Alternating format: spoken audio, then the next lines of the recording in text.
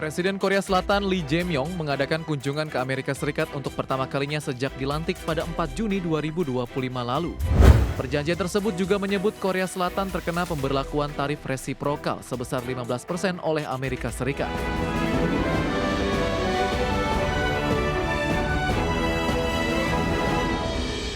Pertemuan antara Presiden Korea Selatan Lee Jae-myung dan Presiden Amerika Serikat Donald Trump di Washington menghasilkan sejumlah kesepakatan. Ya, kesepakatan tersebut juga telah menjadi bagian dari perjanjian pemberlakuan tarif resiprokal 15% terhadap Korea Selatan. Presiden Korea Selatan Lee Jae-myung mengadakan kunjungan ke Amerika Serikat untuk pertama kalinya sejak dilantik pada 4 Juni 2025 lalu.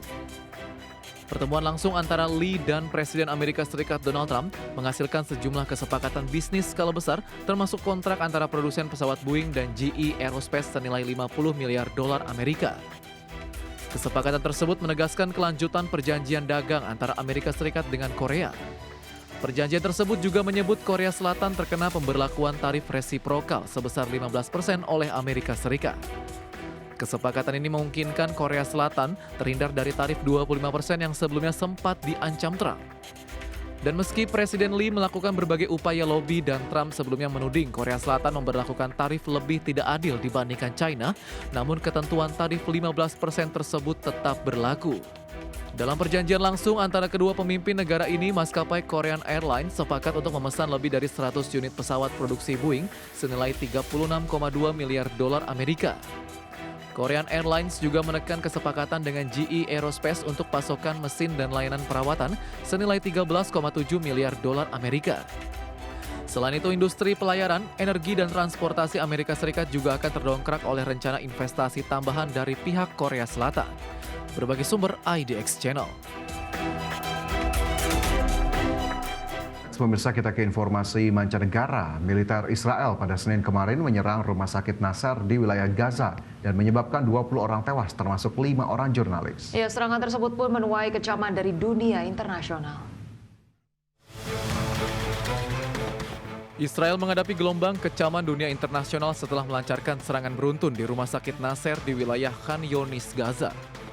Serangan yang dilancarkan pada hari Senin kemarin telah menewaskan sedikitnya 20 orang. Dari 20 orang korban tewas dalam serangan Israel kali ini, 5 diantaranya merupakan jurnalis. Mereka adalah Hossam Al-Masri dari Reuters, Muhammad Salama dari Al Jazeera, Maryam Abu Dabka dari Associated Press, Moaz Abu Taha dari NBC Network, serta Ahmed Abu Aziz dari Quds Network. Selain itu, 15 pekerja kesehatan dan tanggap darurat serta warga sipil juga tewas dalam serangan itu. Manajemen Reuters pun membenarkan kabar tewasnya Masri. Kantor berita itu juga memohon pertolongan bagi jurnalis mereka yang cedera akibat serangan tersebut. Usai mendapat kecaman dari dunia internasional, militer Israel pada Senin petang waktu setempat akhirnya mengakui telah keliru menyerang rumah sakit Nasser. Militer Israel berdalih serangan itu menargetkan agen-agen kelompok Hamas. Kementerian Pertahanan Israel pun mengaku akan menyelidiki kesalahan prosedur dalam serangan tersebut dan menyangkal telah menargetkan warga sipil dan jurnalis dalam serangan ke rumah sakit Nasser. Berbagai sumber IDX Channel. Pemirsa, pemerintah China mengirim seorang negosiator perdagangan penting ke Amerika Serikat, di mana pengiriman ini menjadi langkah yang menandakan kembalinya interaksi antara China dan Amerika Serikat setelah sebelumnya sepakat melakukan gencatan dalam sengketa dagang. Di sisi lain, Wakil Menteri Perdagangan China Li Chengqiang ini dijadwalkan bertemu dengan perwakilan dagang Amerika Serikat, Jamieson Greer, serta pejabat Departemen Keuangan Amerika Serikat pada pekan ini. Sementara negosiator yang dikirim saat ini hanya akan bertemu dengan pejabat di level deputi di Amerika Serikat dan bukan dengan Greer maupun Menteri Keuangan Amerika Serikat Scott Bessent. Pihak Amerika Serikat ataupun pihak pemerintahnya ini menyebut negosiator yang dikirim China kali ini bukan bagian dari sesi perundingan formal. Namun Washington menyambut baik upaya Beijing untuk melanjutkan negosiasi terkait pemberlakuan tarif resiprokal.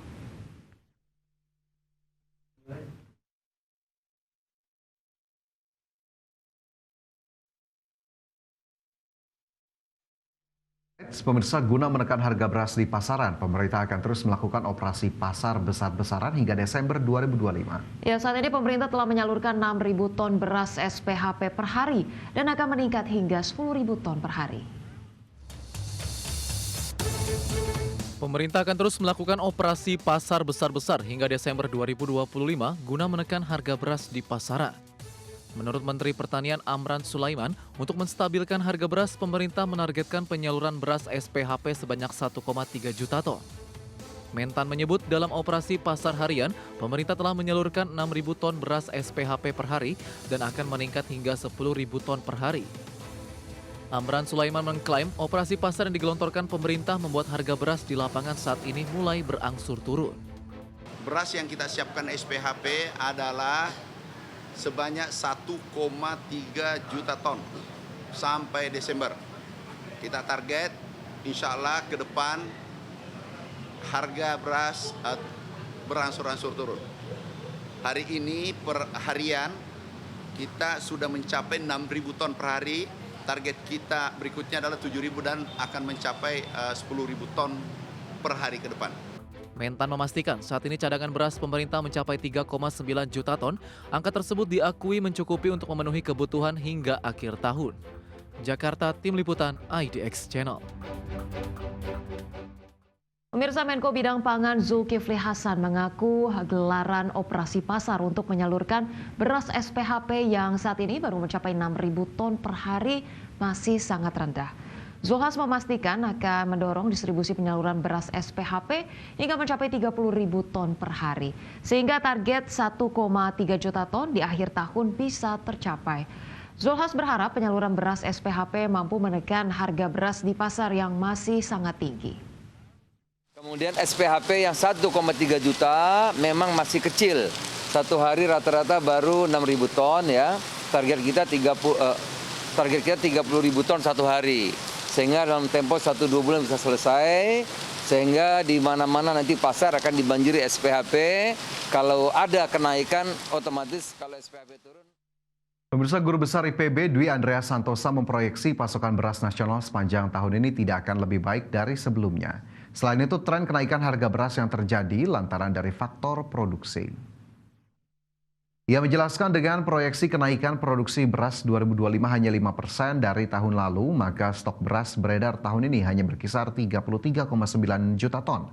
Dengan jumlah yang terbatas tersebut, maka wajar jika harga beras masih melambung. Ia meminta pemerintah menjalankan kebijakan pangan dengan tepat demi menghindari terjadinya harga beras yang tak terjangkau oleh masyarakat.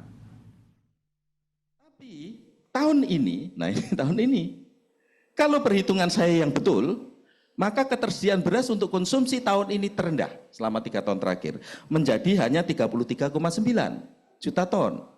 Dari mana itu angkanya? Dari produksi tahun ini 31,9 plus sisa tahun lalu 1,7 juta ton, plus impor yang dilakukan oleh swasta biasanya itu sekitar 300.000 sampai 500.000 ton di sekitar itu. Sehingga ketersediaan beras untuk konsumsi 33,9. Sehingga kalau perhitungan saya betul, maka pasti akan... Pemirsa, BPS mencatat tingkat harga beras saat ini sudah berada di titik yang mengkhawatirkan. Kenaikan harga beras terjadi di 200 kabupaten kota per 22 Agustus 2025. Badan Pusat Statistik melaporkan kenaikan harga beras di 200 kabupaten kota per 22 Agustus 2025. Kabupaten Intan Jaya, Papua mencatat harga beras premium tertinggi mencapai Rp60.000 per kilogram. BPS mencatat harga beras medium di zona 1 sampai dengan minggu ketiga Agustus naik 1,1% dibandingkan dengan Juli 2025. Dengan rata-rata mencapai Rp14.005 per kilogram, melampaui harga eceran tertinggi sebesar Rp12.500. Adapun di zona 2, harga rata-rata beras medium naik 1,40% dibandingkan Juli 2025 menjadi Rp14.872 per kilogram, melampaui HET Rp13.100.